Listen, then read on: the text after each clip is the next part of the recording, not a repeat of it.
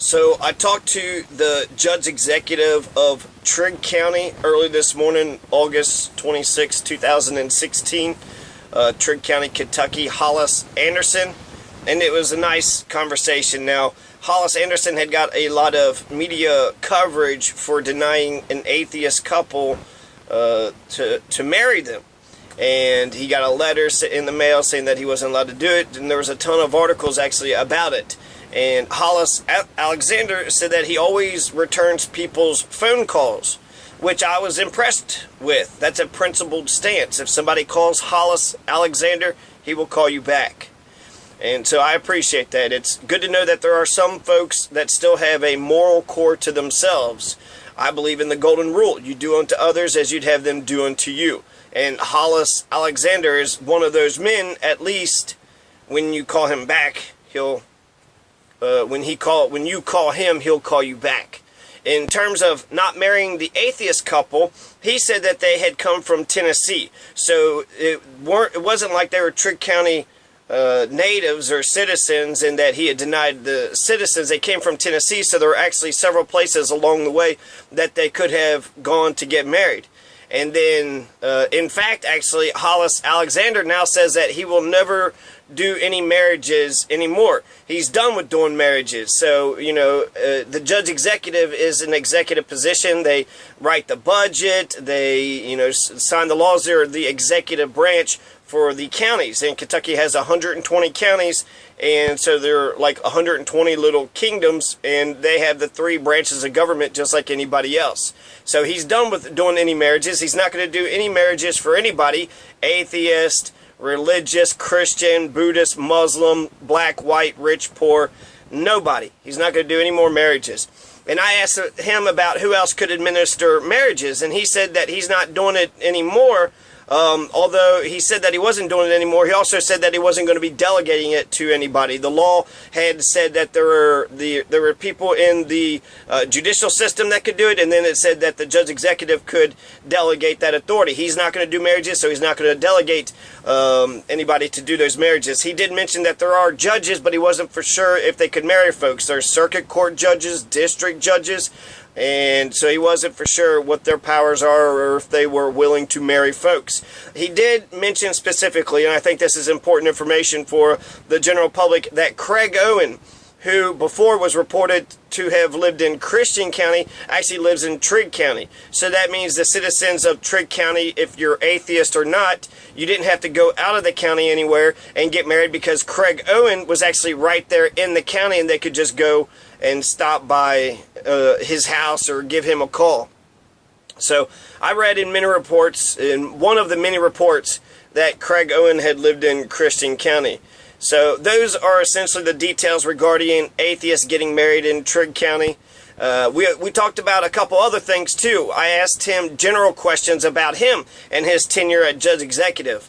He did say he's been in there for, he said, 4 years. He did change his party political affiliation. He was appointed by Steve Brashear, and he was a Democrat at the time, but now he is a Republican.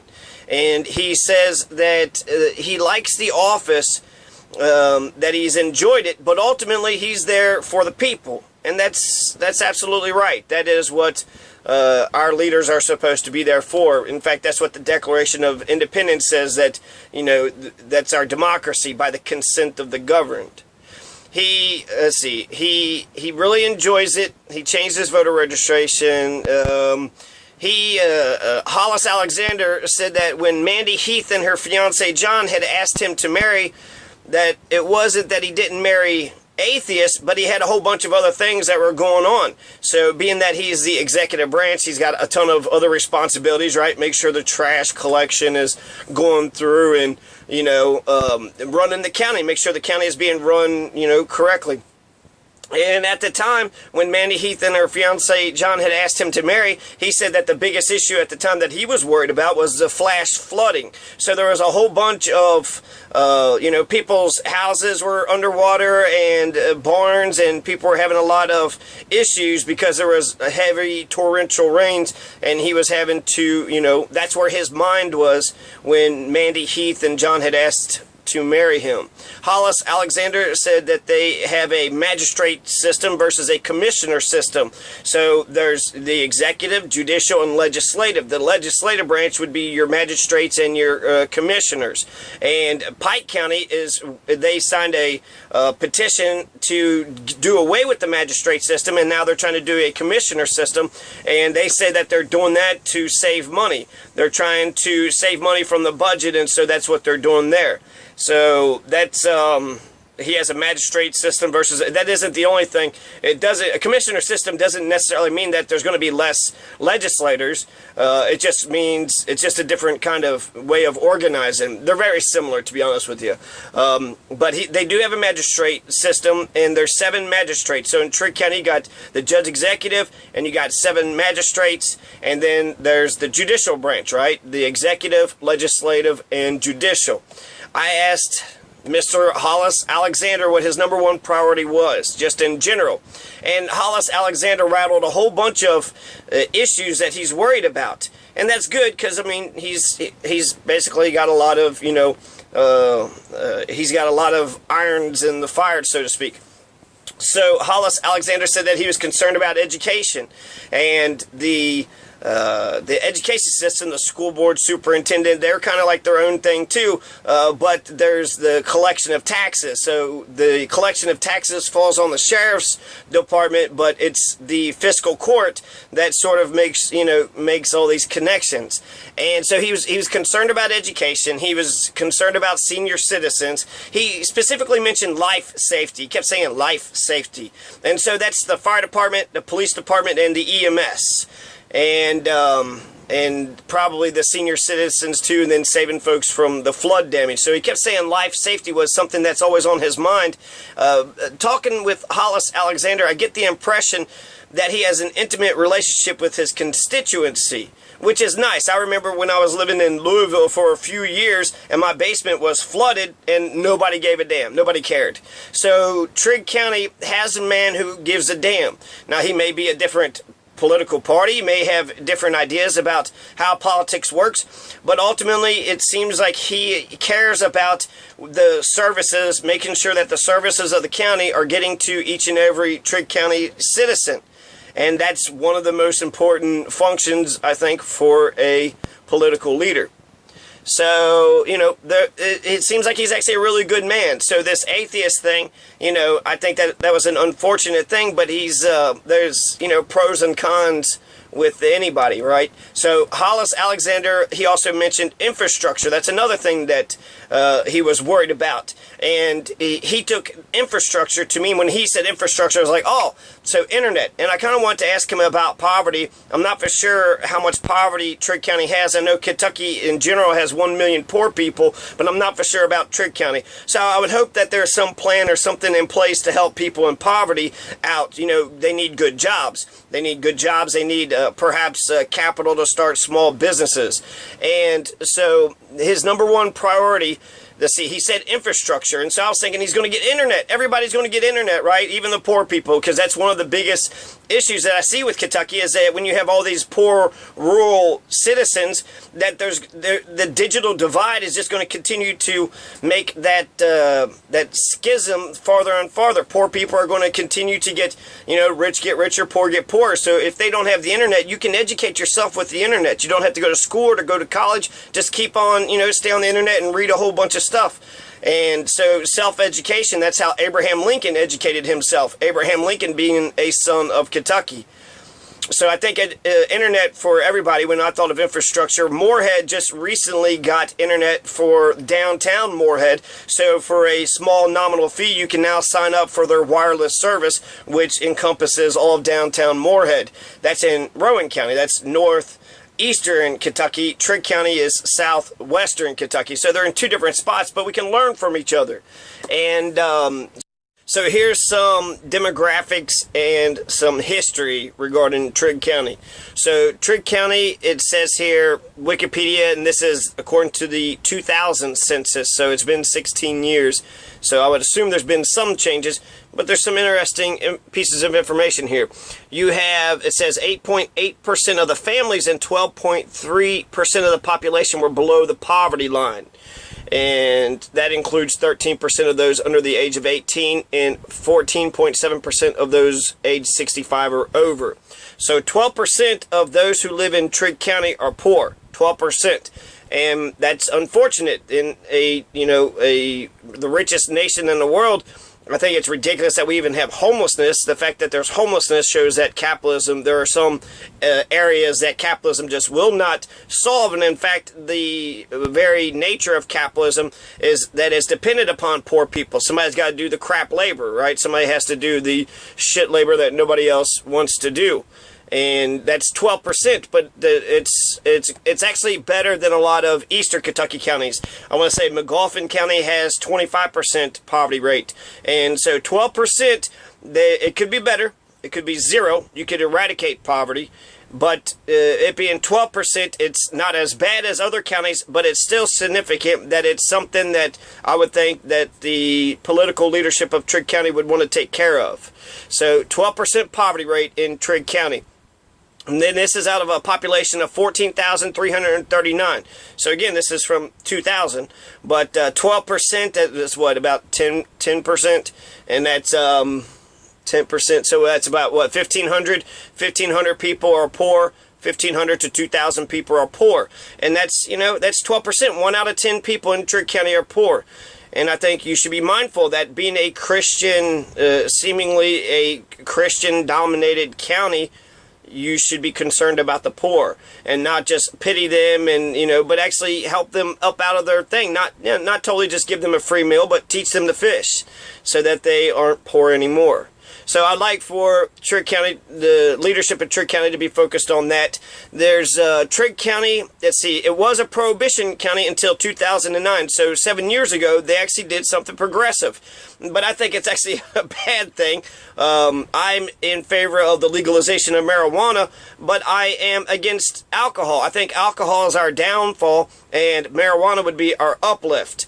Compare the two, marijuana is a wimp of a substance compared to alcohol, which, it's a strong, if you drank before, you lose your mind, you're out of your mind, and it slows your reaction time. There's, you get into car accidents. I've never heard of anybody smoking pot and going home and beating their wife, but I have heard about people getting drunk and becoming belligerent and being violent and beating their wife and kids. And so it's a progressive thing, because ultimately we have a right to our own bodies. Anybody that's under 21 can't purchase it. So if you're an adult, you should be allowed to do what you want to your own body. So in 2009, Trigg County actually approved the repeal of prohibition, which is 70, 80 years, a little bit too late. It's past. The United States we had prohibition, and then they undid it with the 18th and 21st Amendment, about 100 years ago. But at least, they're back into modern society, but I don't know if that's really a good thing. I guess when you ban something, you actually raise the rates to it. I believe in, the free market, and I believe in people making their own choices, whether they're good or they're bad. If people want to drink a bunch of bleach, you're not going to make bleach illegal. If people want to jab themselves in the eye with a fork, are you going to make forks illegal? So, that's freedom, right? And so anyways, that's a little bit of a progressive thing there. Trigg County was named after Stephen Trigg. This was an officer in the War for Independence, and he was killed at the Battle of Blue Licks. Now, this is actually kind of a fascinating thing, because the Battle of Blue Licks, it happened August 19th, 1782, and this is one of the last battles in the American Revolution. The so-called Revolutionary War. It's definitely a war for independence. I don't think it was really that revolutionary. A lot of people got left behind with the revolution. White people, women, and men who didn't have land, and blacks and Native Americans, none of them got the right to vote. So the Battle of Blue Licks, I think, is actually one of those examples that sort of shows really what the makeup and what was the purpose of the War for Independence. So the Battle of Blue Licks was fighting against a lot of Native Americans. And so why would one of the last battles of the American so-called Revolution be fighting against Native Americans? And this used to be a Shawnee stronghold, Cherokee, Yuchi, and Chickasaw. And so all these Native Americans used to be around here, and there's a strong argument that says that the War for Independence was to take Native American land. It was all about the West. Look at all that land out west. Who do we want? We want the British government to take all that, the French, the Spanish, or do we want to create our own colonies and then we could take all that land?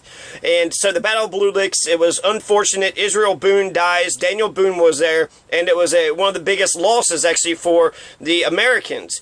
So this is almost like the Battle of New Orleans, which is what made Andrew Jackson, huge. The Battle of New Orleans, the War of 1812 was over. They had already signed the Treaty of Ghent, and then after the Treaty of Ghent was signed, after the peace had already been made, there's this huge battle in the Battle of New Orleans. It's like, the war is over. What are y'all still fighting for?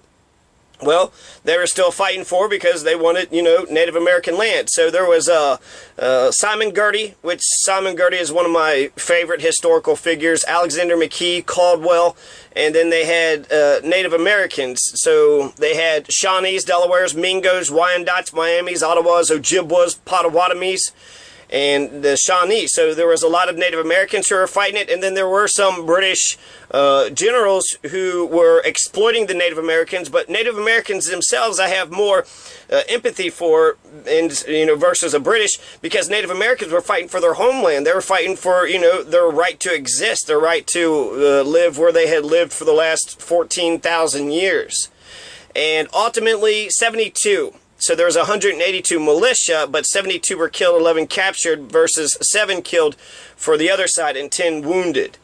And so it was one of the worst losses, and apparently Trigg, this Stephen Trigg, he had got killed at the Battle of Blue Licks. So he was one of those 72 people that had been killed at the Battle of Blue Licks. So it was after 1781. 1783, let's see, 1781 is the Battle of Yorktown, which supposedly is the last military battle, but it wasn't. There's about 20 or 30 more battles that happened afterwards, and then there's the Treaty of Paris. So there's more going on with the War for Independence than just British tyranny. So, fighting British tyranny, that would be something in the pro column in the balance sheet, but there's a lot of, negatives. Most black people, most Native Americans fought against George Washington's war. And I think that's something we need to be mindful of.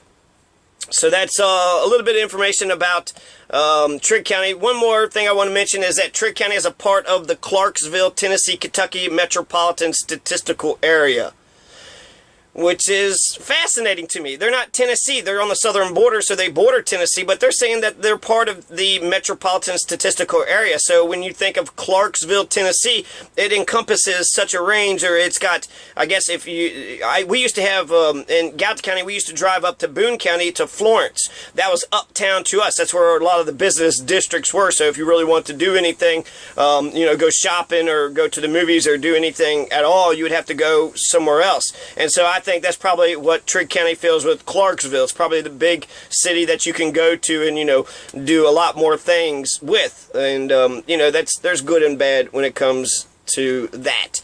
And yeah, so let's see. They said there's an old courthouse. They got a brand new courthouse. Hollis Alexander was appointed to his position after Stanley H. Humphreys was elected to the Kentucky State Senate from District 1. So the last judge executive became a Kentucky State Senator. And then that's when Hollis Alexander was appointed to take that judge executive position. There's 9.79% black folks, and I know I said it was the last thing, but there's some more information. And there's 3 radio stations: 106.5, 100.9, and 96.5. 2 oldie station and 1 country station, and then you got the Cadiz Record, so they got 1 newspaper. But this black folks, there's 10% black folks that are in Trigg County. That's good. That's good news. When you go to Eastern Kentucky, it's almost like 0%. That is so lily white. I believe in a multicultural society. So, come one, come all. That's what I wish we would have done with the Native Americans, is integrated, and we could have lived side by side. During the days of Daniel Boone, we could live side by side. We shared the forest. We shared the resources. You had your house. You had your land. You raised your crops. And then they hunted, together with the commons. The forest was a common property of everybody. And you had to be like that, you know. If you didn't share the forest, then some people wouldn't eat. But then you had old Henry Clay come on up, and Henry Clay was all about the legality. He was a plantation owner. They wanted to protect his, right to own black folks, and it became a lawyer's haven. And in fact, it became so bad in Kentucky that Daniel Boone, he left. He took off because he wasn't able to hold his own land. And also the same thing with Abraham Lincoln's father. He couldn't hold his own land. He bought like 3 different tracts of land, and then Daniel Boone's got the National Forest, right? So he's got like thousands of acres today under his name. But back in the days of, Daniel Boone and his pioneering days, you had these legal fucking, these sharks. You had these parasites. You had these, there was a state, Sevierville, Franklin, and it was the eastern part of Tennessee. And when they wrote their Constitution up, they said no doctors and no lawyers can ever be part of the establishment. They can never become the political leaders. And I chuckle a little bit at that, but I understand that. Doctors are usually, they make, good money. And so that's sort of a wealthy people. What do wealthy people understand about the struggle of the poor? And then what about lawyers? Lawyers, many times, they can exacerbate a situation when there is no situation. They can be bullies. They can, what do lawyers really do? If there's a divorce case, they fight. You have the man and the woman who want a divorce, and instead of amicably doing it, finding somebody that tries to say, okay, here's this and here's that, you get these 2 lawyers, and then the court system is very much oppositional, so they want it to be competitive, and they want it to, and so you fight all this stuff, and then eventually, who gets all the money? The lawyers do. So nobody, everybody goes away with a lot less than what they actually had because the lawyers get involved. And unfortunately, I think that we have a very litigious, I think the lawyers run Kentucky. They run Kentucky. They have a lot of say-so in, what Kentucky does and what it does not do. So, see, he says that the infrastructure, when he mentioned infrastructure, he meant that to mean the upkeep of the roads. There's still a bunch of dirt and gravel roads in rural Trigg County, which, I can understand. But his number 1 priority in terms of infrastructure, in terms of the whole county, Mr. Hollis Alexander said, was taking care of the hospital. And that's health care. I mean, that's... I'm falling in love with this man the more he talks. Now, I'm going by his word, but he called me back and he talked to me, so I thought that was pretty admirable. And especially with the healthcare cost, EpiPens now are just going through the roof. You had that Pharma Bro guy. He gets in and then he buys, one of the pills that people needs, and then just skyrockets the thing. There's all these insurance companies that want to maximize the profits, and then, padding the bills, and then, ultimately it's like, well, do we get good care? Are we actually taking care of ourselves? And Kentucky, not only do we have a whole bunch of cancer and a whole bunch of, health issues, but we also have more hospitalizations that we don't need. So you go in for some small things, and so that bloats the what the hospital can actually do. In Owen County in northern Kentucky, they had a hospital there, and which was remarkable. I'm like, oh my God, a small county is able to run a hospital, but eventually that hospital went bankrupt, and now there is no hospital in Owen County. They don't have a local hospital. I don't think there's a hospital at all. There wasn't a hospital in the county I grew up in, Gallatin County, which is also in northern Kentucky. So you had, let's see, by trimming the fat on the budget, he says that he's been able to keep the Trigg County Hospital open and operational. So that's where he's at right now, tightening Trigg County's belt, so to speak, so he's able to save enough money to keep that hospital up and going. And so since, the hospital is his number 1 priority, the hospital is where, senior citizens, kids, middle-aged people. This is where a lot of folks can go and, get the help that they need. So I think that's impressive, okay? So the hospital was his number 1 priority. As everything else that he mentioned, he really couldn't pick out one thing, because he had so many irons in the fire.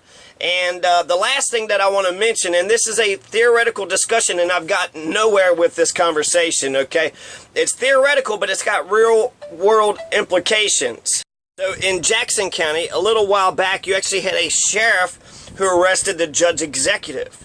The sheriff arrested the judge executive. It's a huge debacle, okay? But I think it was like for corruption charges. And the judge executive had cut the sheriff's budget, so the sheriff didn't even have any money to be able to use. He didn't have any deputies. He basically just had himself, and he had his personal car. And so he arrested him. He still had constitutional office. So he arrested him, and then he put him into his personal car. And so it was nuts, but the point was that the sheriff was able to arrest the judge executive, and I think the important part was that the county attorney believed that the interpretation of the Constitution of Kentucky was that the sheriff is the one that's in charge. He's the head honcho, he's the head chief, and so he's the chief executive, the sheriff is.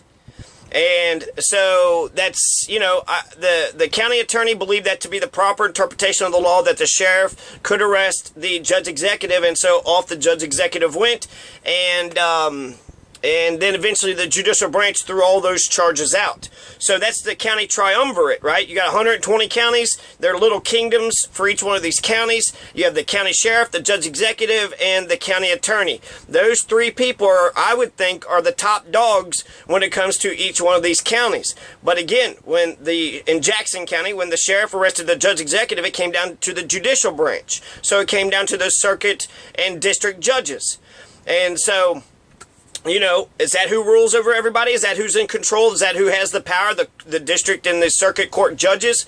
Or do they just rule over the people that the police arrest and charge with the crime? So if the police don't arrest you and charge you with the crime, what power do the district and the circuit court judges have? I think they are allowed to just draw out a warrant. They could draw out a warrant on whoever they want to draw out a warrant on. And so they could have drawn a warrant out on the sheriff, right? Couldn't they draw a warrant out on...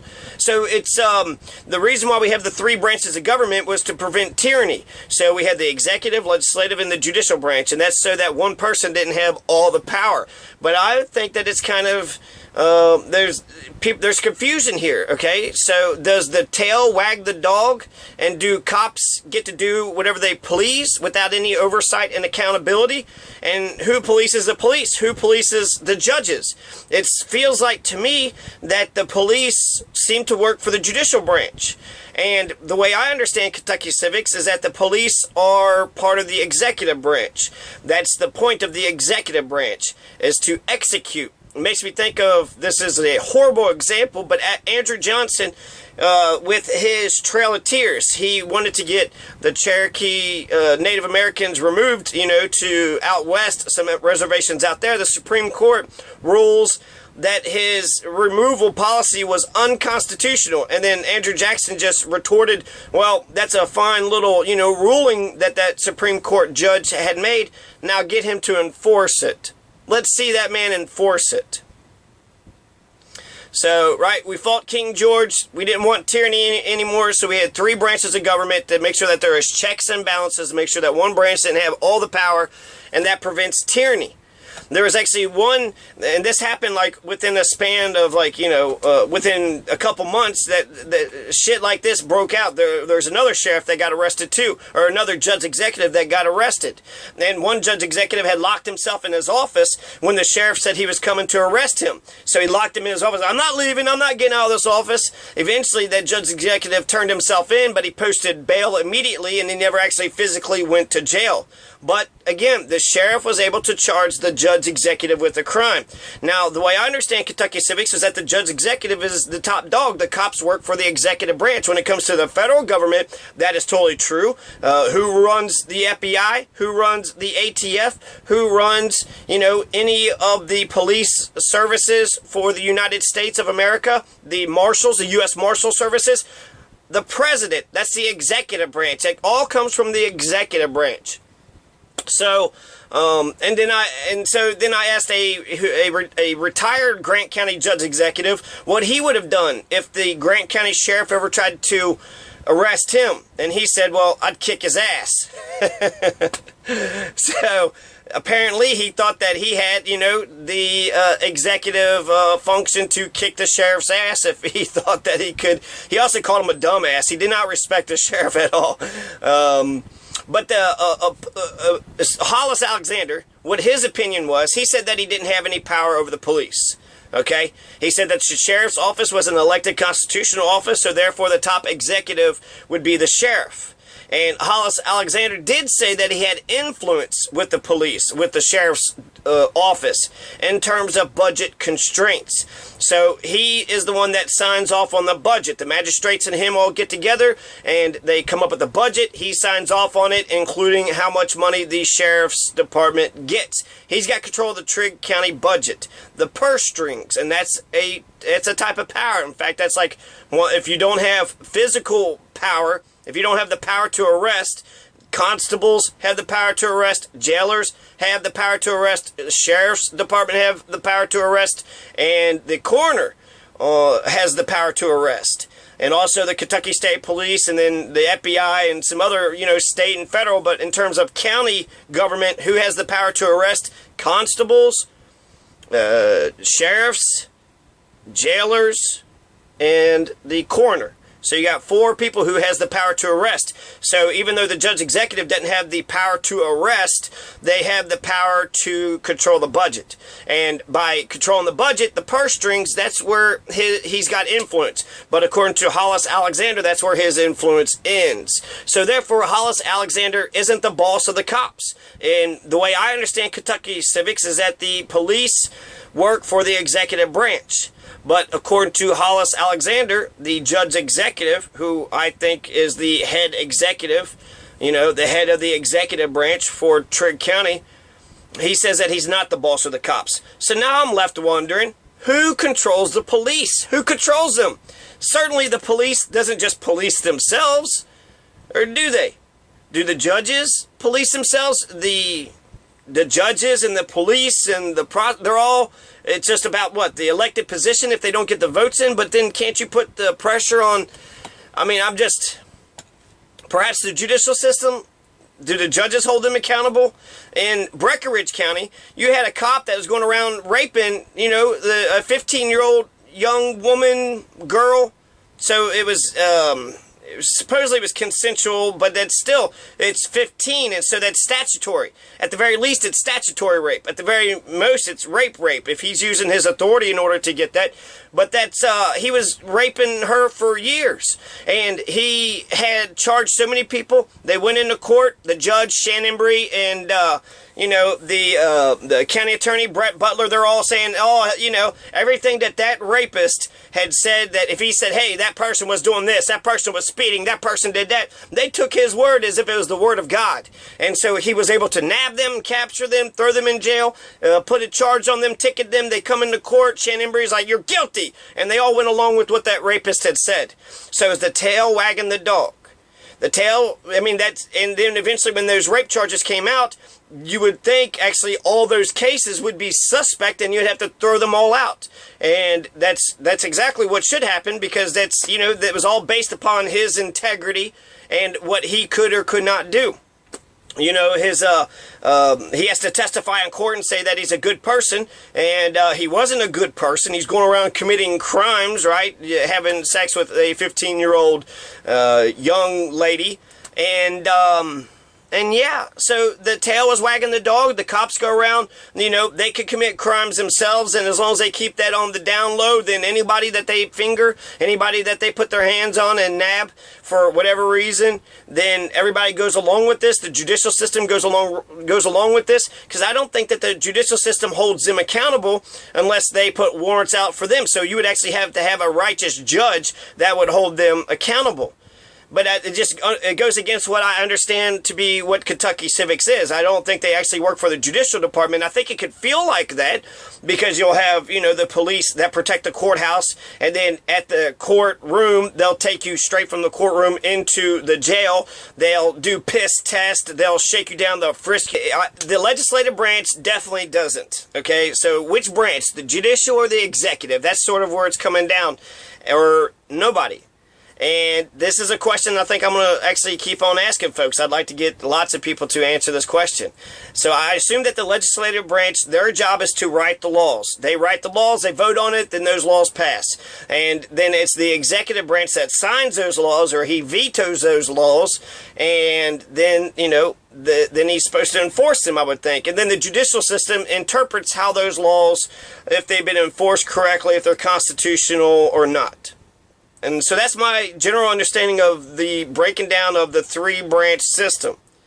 So the police, they have to work for one of the branches, right? They have to work for the executive or the judicial branch, right? Personally, I believe the police work under the executive branch and not the judicial branch. At least that's my understanding of Kentucky civics. If anybody has any insight into this matter, please let me know. So I thought of one hypothetical example just so we can get this discussion going. So there was a proposition that I had saw that a city government wanted to clean up people's yards. They didn't like how their yards were cluttered. It was, you know, mowed. It hadn't been mowed for a while, and they felt that their sort of messy yard was lowering their property values. And so let's assume that the magistrates, they said that you have to mow your yard. They want to pass an ordinance. They write the law. They pass that ordinance. The chief executive, the judge executive signs that law into law. So now it is a city ordinance. It is a county ordinance. Okay, it was a city council thing. Let's make it a county thing. So who enforces it? How does that get enforced? If the police don't work for the executive, so the police aren't going to be enforcing it, right? Or does it go through the judicial and then they enforce it, or what? I mean, how? Just through fines? Just write a letter, hey, you need to get your yard cleaned up, or you need to get your yard mowed, or else, you know, they're going to fine you something. They have to go through, you know, sort of other means besides police enforcement. I'm at a loss here. There's three branches of government. Which branch do the police work for? I don't know. So it's good that they got 10% black folks. Not very good that they got 12% poor people. Progressive that they finally legalized alcohol. I hope that there aren't drunks. I hope they don't really drink much. Stephen Trigg, I think he's sort of a compromised figure a little bit. To say he's an American revolutionary, you're killing Native Americans. So you're not really revolutionary if you're killing other Americans. It's a different time, so I don't know. I don't really like that. They're part of the Clarksville statistical area, and their judge executive is actually a nice guy, and he seems like he gives a damn. So, Trigg County, good luck to you guys.